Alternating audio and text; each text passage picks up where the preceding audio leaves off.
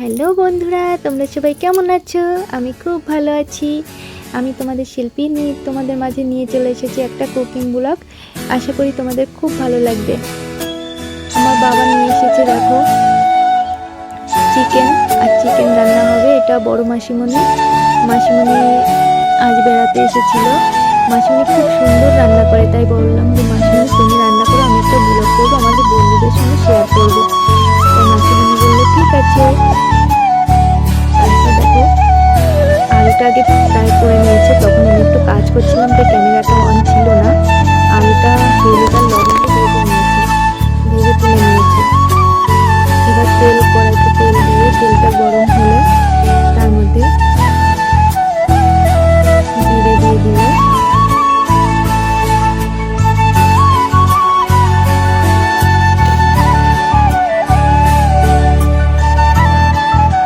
তার সঙ্গে দিল গোটা কয়েকটা শুকনো লঙ্কা ছিঁড়ে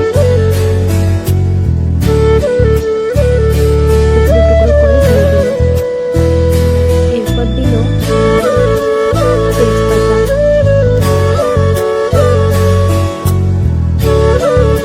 তেজপাতাটা দেওয়ার পর একটু নাড়িয়ে চাড়িয়ে কুচি করে রাখা পেঁয়াজ কুচি দিয়ে দিল।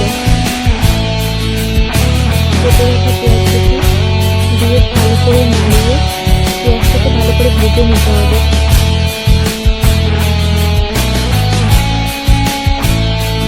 তোমরা তো সবাই রান্না করতে পারো, কিন্তু একবার আমার মাসিমণির রেসিপিটা ট্রাই করবে, তোমাদের খুব ভালো লাগবে। পেঁয়াজ কুচিটা ভালো করে নাড়িয়ে চাড়িয়ে ভেজে নিল। বন্ধুরা দেখো, পাশে হালকা গরম জল হচ্ছে। এই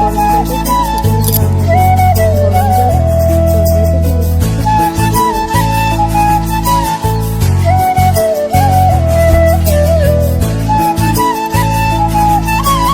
পেঁয়াজটা যখন ব্রাউন হয়ে গেল তখন চিকেনটা দিয়ে দিল। চিকেনটা দিয়ে একটু নাড়িয়ে চাড়িয়ে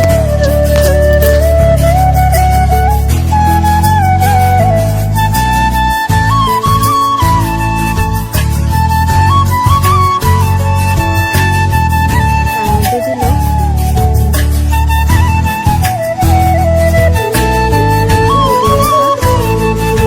আদা, শুকনো লঙ্কা,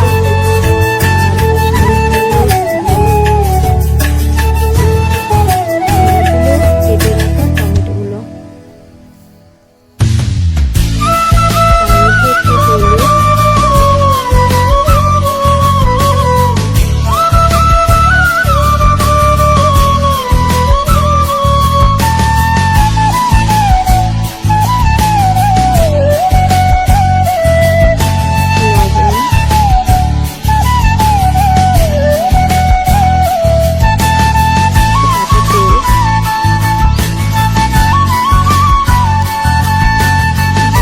কাঁচা তেল দিয়ে এবার ভালো করে মিশিয়ে নিল।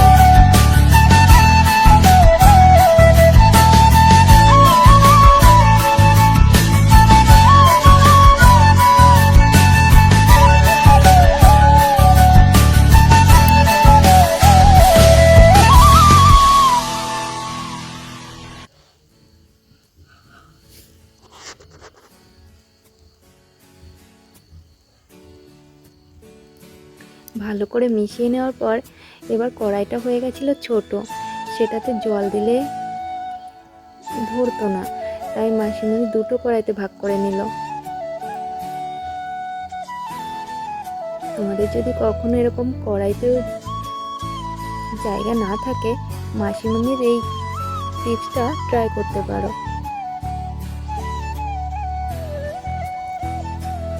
দেখো, দুপাশে দুটো কড়াইতে দিলে খুব সুন্দরভাবে ধরে গেল। এবার মাসিমণি আমাকে বললো একটু গরম মশলা বাকিটা সারপ্রাইজ। তোমরা ট্রাই করবে সেই রেসিপিটা, কমেন্ট করে বলবে কেমন লাগলো।